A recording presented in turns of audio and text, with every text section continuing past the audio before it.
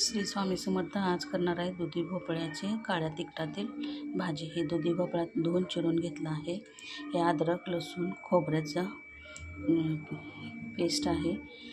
शेंगाचं कूट, काळं तिखट, हळद आणि चवीनुसार मीठ. हे तेल गरम करायला ठेवलं आहे.